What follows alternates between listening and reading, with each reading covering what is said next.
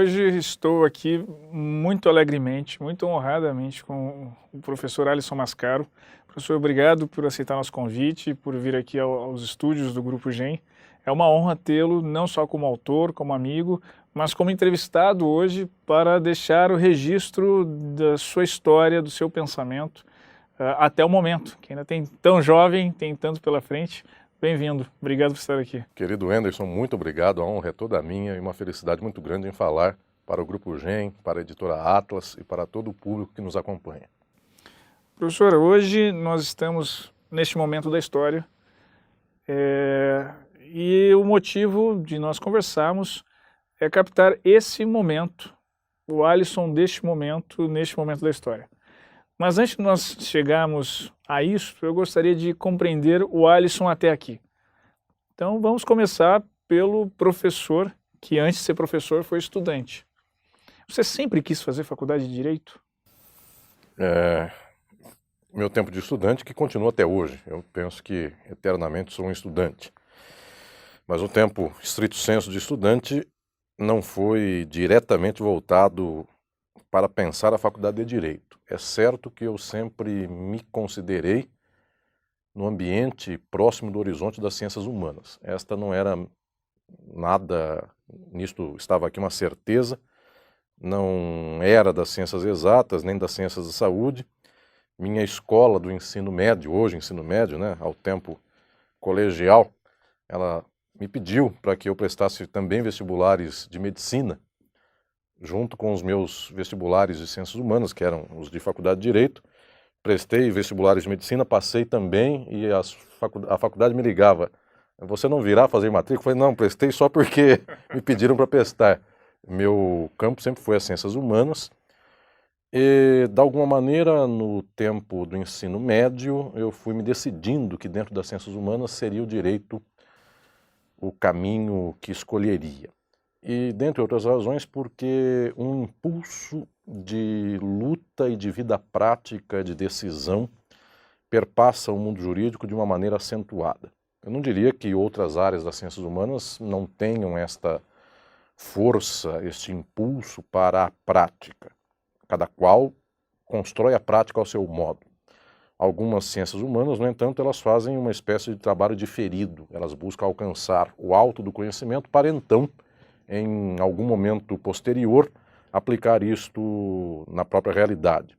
O direito tem uma espécie de ciência mista, porque ele tanto tem que ter um conhecimento sólido, mas ele é, de alguma maneira, um conhecimento voltado para a aplicação, para a decisão, para a prática. Por conta disso, em razão desta estruturação, o direito sempre atendeu, no meu caso, este clamor por uma espécie de intervenção na realidade que fosse uma intervenção também política.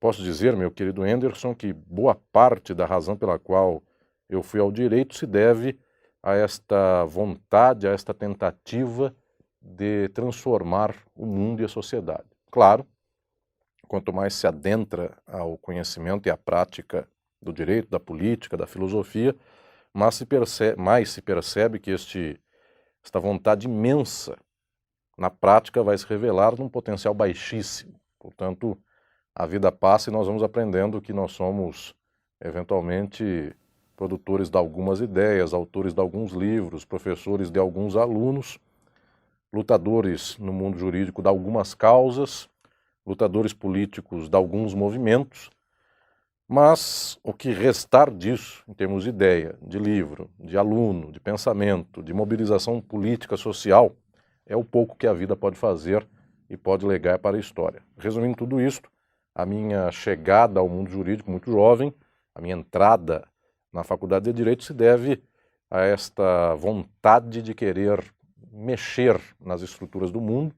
Também, junto com isso, eu penso que tem um peso muito preponderante na minha formação, também foi o gosto pronunciado pelo entendimento da filosofia, das ciências sociais, da ciência política, de todo o aspecto que envolve aqui este campo das humanidades no nível de um conhecimento não necessariamente aplicado, mas de um conhecimento de suas bases, de sua fundamentação.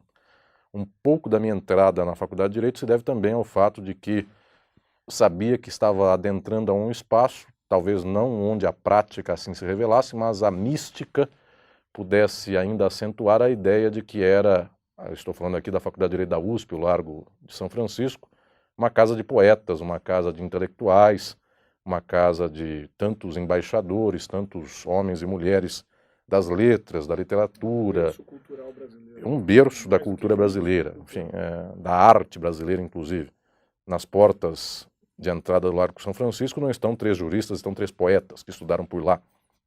De alguma maneira, muito talvez deste impulso para a Faculdade de Direito se deveu também a esta ambientação de uma casa do pensamento e da arte, da estética, deste impulso que pela história do Brasil, desde o Império até os tempos de República, sempre foi um impulso muito peculiar. Claro, também posso dizer aqui, meu querido Henderson, que adentrando as portas da faculdade, muito dificilmente eu encontrei um poeta vivo, eventualmente um bom poeta vivo. É bom lembrar que a minha casa produziu desde sempre alguns poetas e eles cometeram poemas, como se dizia no passado, mas o mote fica presente. As paredes da faculdade, as placas da faculdade, a inspiração e os exemplos do passado ainda norteiam, e na minha formação também nortearam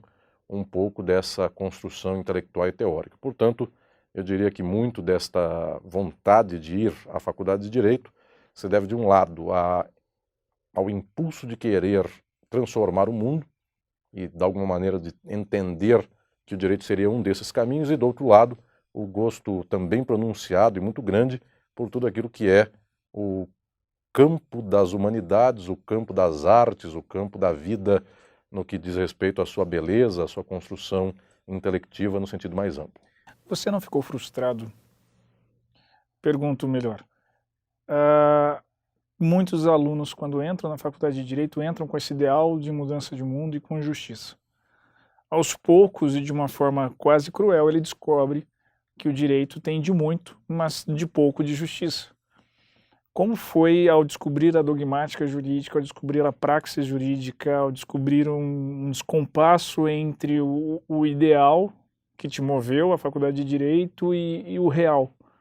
Eu me sentia, desde muito jovem, bastante amadurecido, talvez pela minha própria formação pessoal, em termos de buscar compreender e buscar me posicionar no mundo com alguma crueza do que o mundo é, entendendo que ele não é uma espécie de encanto nem de alguma ilusão.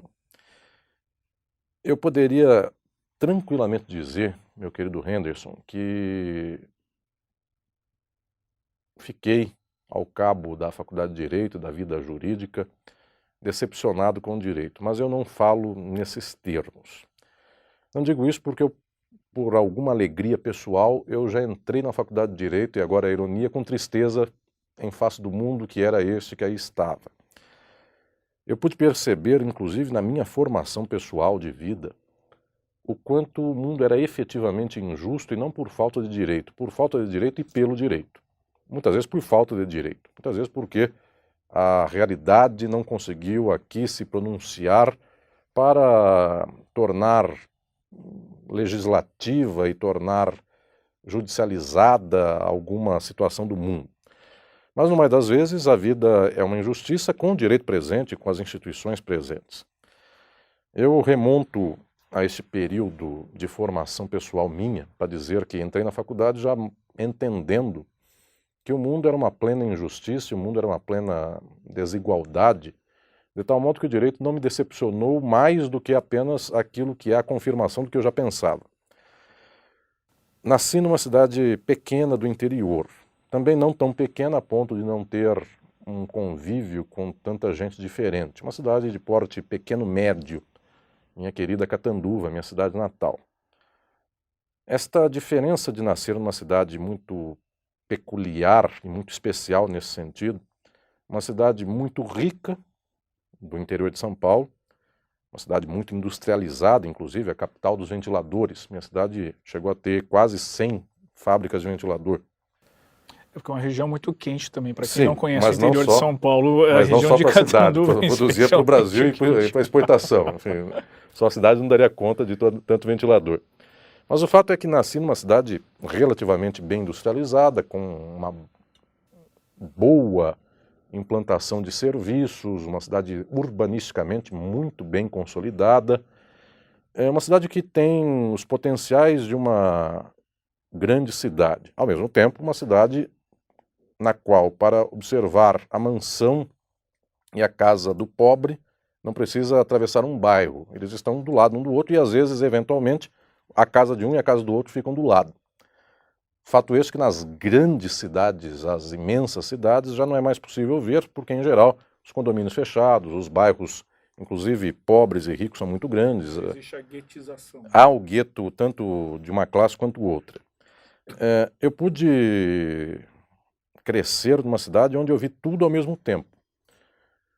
Onde eu pude, então, perceber pessoas que tiveram todos os potenciais de vida e outras que tinham, eventualmente, potência de avançar na vida, mas que teve, pela estrutura da própria sociedade, a vida com as portas fechadas. Por causa disso, eu posso dizer que basta observar a realidade que ela já serve de laboratório para entendermos que o mundo não é aquilo que um sonho muito ilusório possa imaginar.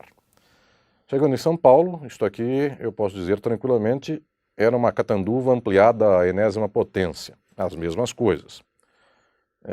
O mesmo perfil, inclusive, de estruturação da sociabilidade. Mesmo estado, mesma estrutura de relação social. Por causa disso, a Faculdade de Direito nunca me deu a ilusão de que o direito fosse a salvação e fosse o potencial de emancipação humana. Muito criança, eu não tinha 10 anos, eu me lembro na televisão de passar a programação falando da Assembleia Nacional Constituinte, que ocorria no meu tempo de criança. Eu me lembro da empolgação daquele período, final da década de 80, da década de 1980, eu me lembro da empolgação de vivermos uma sociedade pós-ditadura, uma sociedade que, enfim, teria uma Constituição cidadã, assim Ulisses Guimarães declarou quando levantou a Constituição e a promulgou em outubro de 88. Eu entrei na Faculdade de Direito do Largo São Francisco em 1994.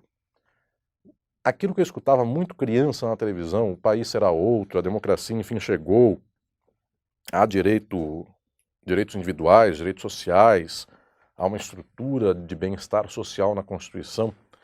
Ainda muito criança eu vi logo em seguida o neoliberalismo surgindo no país. Quando eu entrei na Faculdade de Direito, já se havia passado tanto Sarney quanto Collor, estávamos ao final do mandato de Itamar Franco.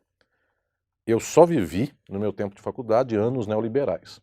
Eu nunca vi, nos meus 5 anos de graduação, ninguém dizer que lutas progressistas dariam certo ou então que a história dos perdedores um dia faria os perdedores se tornarem vencedores.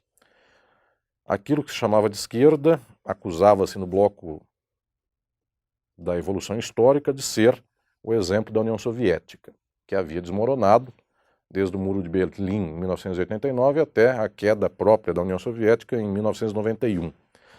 Eu entrei num tempo na Faculdade de Direito no qual só escutava que o mundo era este e a pessoa que cuidasse da sua vida, isto é, o protótipo do individualismo neoliberal, porque não há nada no mundo a não ser esse cuidado consigo e cuidado, inclusive, apenas financeiro. As pessoas que ganhassem dinheiro, porque é o dinheiro que paga as contas, é o dinheiro que compra a casa, é o dinheiro que compra a comida, é o dinheiro que paga o remédio ao morrer.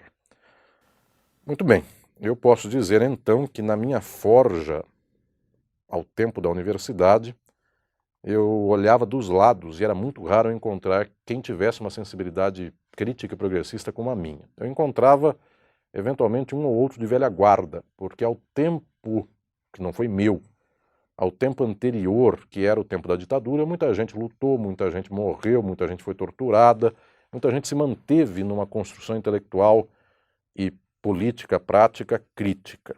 Eu tomei isso de alguns dos velhos. Da minha geração, muito dificilmente eu encontrei isto, embora eu ressalve claramente alguns casos e algumas pessoas que são sempre as notáveis exceções. Meus amigos até hoje, alguns dos meus companheiros, inclusive de faculdade, hoje inclusive meus companheiros professores da Faculdade de Direito da USP, mas são poucos. A maioria tomou outro caminho. Nesse sentido, eu me forjei, não é que eu tive uma formação e depois encontrei outro tempo. Eu me forjei sabendo que era muito minoritário em termos de pensamento, em termos de horizonte daquilo que dizia ou daquilo que propunha. Nunca esperei do mundo muitos aplausos. A minha forja pessoal de filosofia, de pensamento político, de pensamento jurídico, foi feita a contrapelo da história. Eu me forjei num tempo muito arraigadamente neoliberal. Esse tempo depois teve um câmbio, logo em seguida. Houve alguns tempos desenvolvimentistas no Brasil, são os tempos que se chamam de esquerda da América Latina, e hoje voltamos ao mesmo que estávamos antes, ou até, quiçá, um pouco pior, para lhe dizer, com este breve primeiro balanço, querido Henderson, que nunca me decepcionei, porque nunca esperei muito.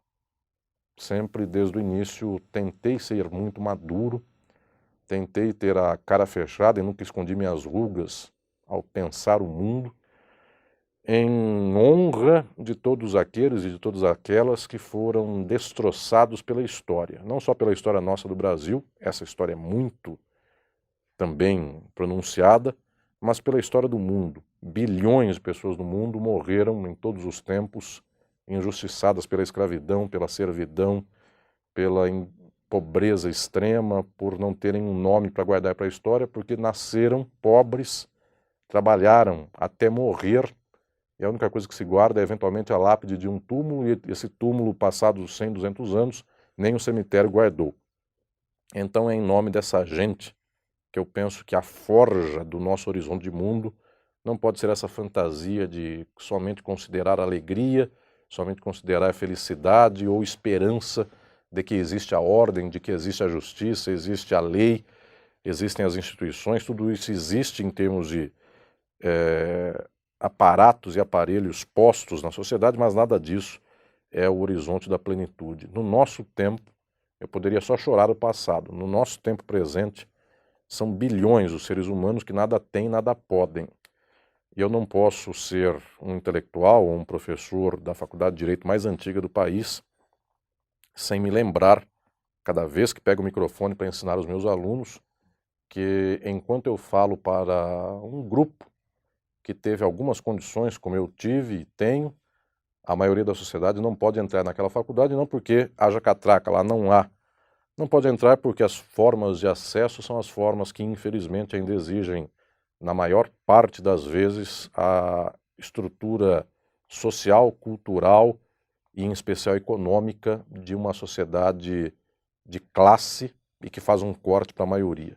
Nesse sentido, eu lhe digo que a minha grande alegria foi começar com esta tristeza de saber que o mundo é este e de poder, então, já sabendo que o mundo é composto de escombros, é composto de horrores, eventualmente encontrar espaços, ambientes, pessoas, lutas, movimentos, grupos, momentos da sociedade que sejam distintos disso. Para mim, eu posso lhe dizer que sou muito feliz e muito contente, porque sabendo que o mundo é, quando eu encontro alguém, uma pessoa que seja, que tem um sentimento e tem um propósito de luta para transformar este mundo, para mudá-lo, para cambiá-lo para melhor, para mim é uma felicidade enorme. Eu me sinto esperançoso na humanidade quando eu encontro ainda um, dois, três. E, por muita felicidade, a vida me fez encontrar, não só nos espaços acadêmicos, mas pelo Brasil e pelo mundo, muito mais que um, dois, três. Me fez encontrar muita gente, então, lendo por este ângulo, eu posso dizer que sou muito feliz e muito esperançoso, não por nenhuma decepção, muito pelo contrário, por muita surpresa que a vida e a sociedade reservam, porque esta estrutura social, e agora eu já antecipo uma coisa de minhas ideias que vem depois, mas eu sempre insisto com o fato de que as formas da nossa reprodução social são falhas. O mundo não fecha a conta. Tudo está muito bem, a dominação está posta e amanhã há uma ruptura de algo que ninguém esperava, e de tudo aquilo que se esperava não sai nada. Muito bem, onde há falha, há luta, e onde há luta, há esperança. Então posso lhe dizer que neste trajeto de forja da minha leitura política, teórica, filosófica, jurídica, de mundo, eu já não esperei muito e por causa disso eu sou muito feliz com tanta coisa boa que eu encontro no caminho. Ainda nesse período, quais foram as luzes que você comentou que te chamavam a atenção, te deram esperança em dois aspectos? Quais foram professores formais que você realmente conviveu na faculdade ou encontrou pela vida, e quais livros te marcaram neste período de o jovem estudante? Antes da faculdade, eu era um leitor voraz e me lembro de absorver a literatura desde muito criança, e pelo menos desde 10, 11 anos com aquilo que se chamava ao tempo de literatura de adulto.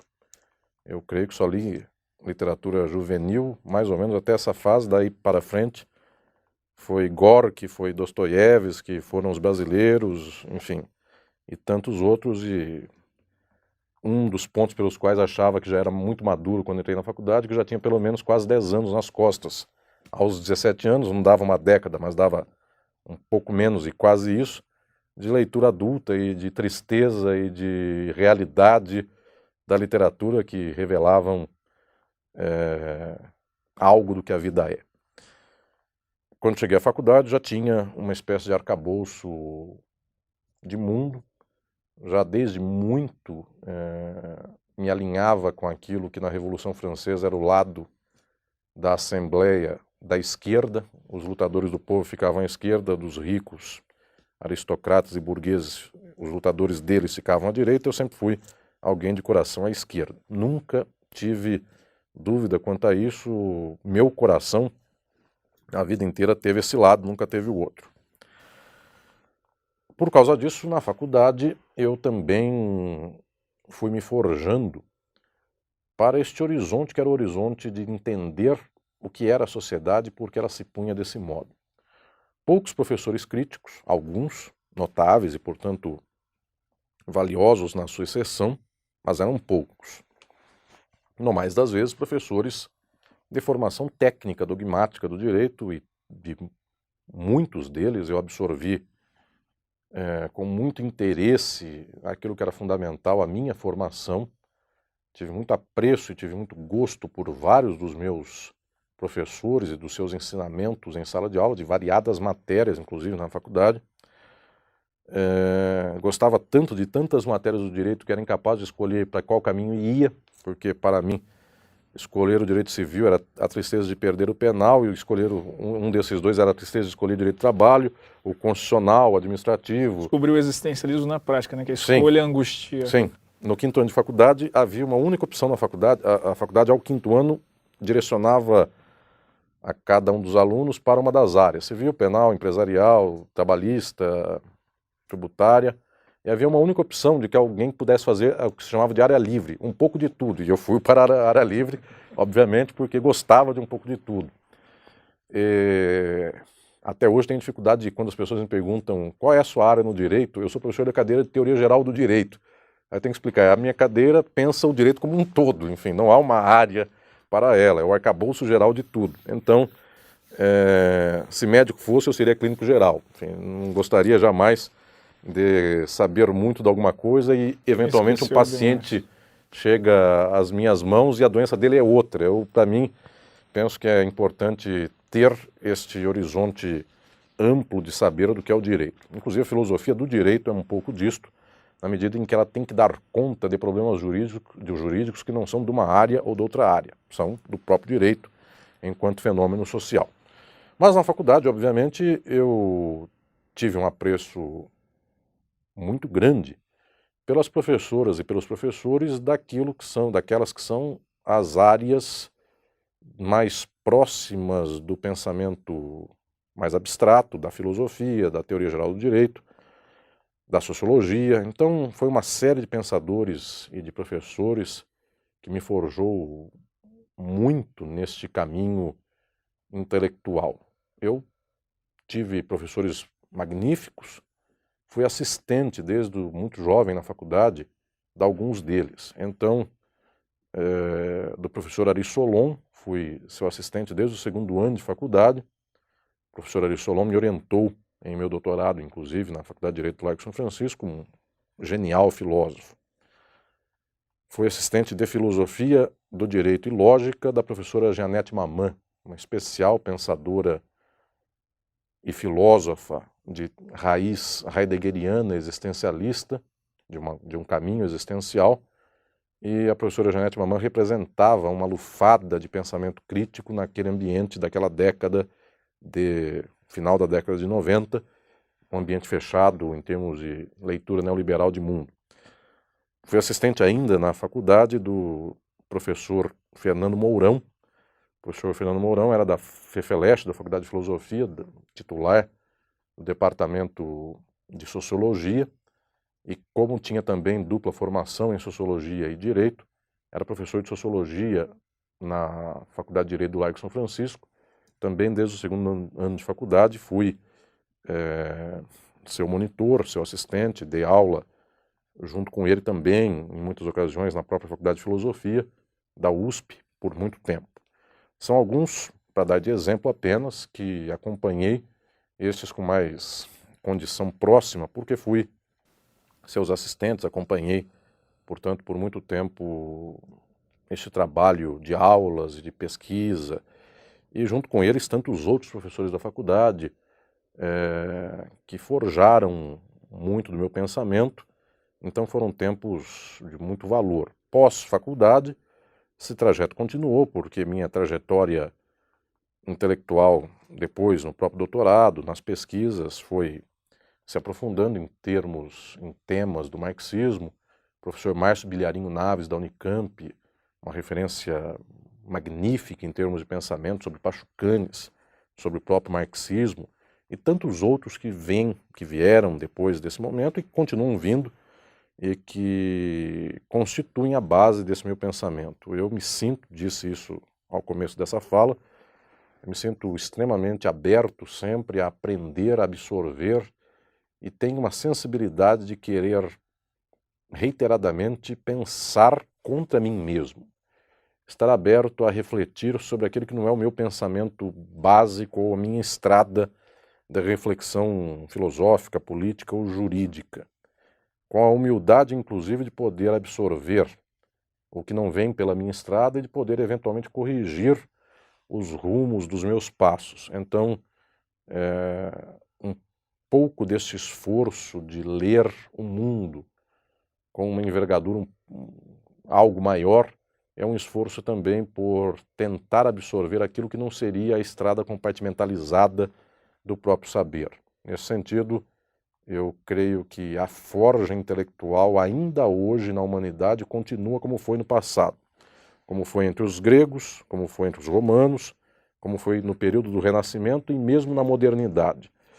O intelectual é aquele que pensa o mundo e todas as suas coisas. É muito difícil que nós venhamos a restringir o conhecimento e por conta apenas da sapiência de um aspecto nós possamos dar um entendimento geral da própria sociabilidade dos seus caminhos. Ainda penso, tal qual um homem do Renascimento o era, tal qual alguém do mundo antigo clássico também o tenha sido, ainda penso que nós precisamos tanto de política quanto de filosofia, quanto das reflexões sobre a ética, os valores, sobre o posicionamento pessoal, sobre a estética, sobre a arte, sobre a vida vivida das pessoas que estão conosco, nossa e dos outros, aquilo que seria uma espécie de psicologia da nossa formação e a psicanálise nos tempos de hoje, tudo que envolve todos esses setores, bem como as ciências exatas, bem como a natureza. Eu penso que a sabedoria é poder ter um olhar para todo o complexo da vida, da existência, da sociabilidade do mundo e poder ter algum fio condutor para essa caminhada. Os seres humanos têm esse fio condutor. Ainda quando eles se forjam como especialistas numa coisa apenas, essas pessoas têm todas elas uma vida a viver. Então as pessoas podem ser muito conhecedoras do assunto tal, mas elas votam, elas têm colegas, elas vão à festa de final de ano, elas ficam doentes, vão ao hospital, elas cumprimentam o porteiro do seu prédio ou não cumprimentam o porteiro do seu prédio, ou elas são o porteiro do prédio e os outros não lhe cumprimentam, de tal sorte que as estratégias de vida, todos os seres humanos têm que as ter para uma totalidade. O jeito pelo qual nós cumprimentamos as pessoas é também algo da estratégia pela qual nós sobrevivemos. Então as pessoas têm uma costura geral da sua vida, elas fazem uma totalização de saberes, práticas, conhecimentos, ausências de conhecimento, afirmações que presumam ter, ocultações, omissões, interpretações as melhores e piores, tudo isso forma o bloco da própria existência. Quando a pessoa tem dimensão disso e resolve investir para ter um aspecto geral dessa formação, ela se melhora. É melhor isto, é mais propício isto, do que fingir que sabe algo apenas e o resto é dado na conta de uma espécie de naturalização. A vida é assim mesmo. Penso que não, e portanto, ainda nesse plano da minha formação, posso dizer que já na faculdade, também nos anos que advieram desse momento, meu propósito foi, de fato, forjar-me para um conhecimento mais amplo naquilo que me fosse necessário. É óbvio que eu tenho a dimensão de que, pensando a partir daqui, é muito difícil que eu consiga absorver o suficiente do que está deste lado. Mas daqui eu preciso de vários saberes neste campo, de várias estruturas, inclusive de leitura de mundo, de posicionamento, de aprofundamento conceitual e teórico. Então posso dizer que, neste sentido, ao escolher um lado, também isto exige que se faça uma grande mirada para compreender o que representa isto. E, impressionantemente, esta mirada com toda a convicção, com todo o estudo e toda a ciência, para o entendimento deste horizonte, envolve ao menos uma mirada geral para saber que olho para lá, mas sei o que tenho às minhas costas, ao meu lado, aos meus pés e sobre mim. Sem isto, nós não sabemos viver o mínimo para a nossa sabedoria pessoal e o mínimo também para poder fazer alguma boa intervenção na realidade.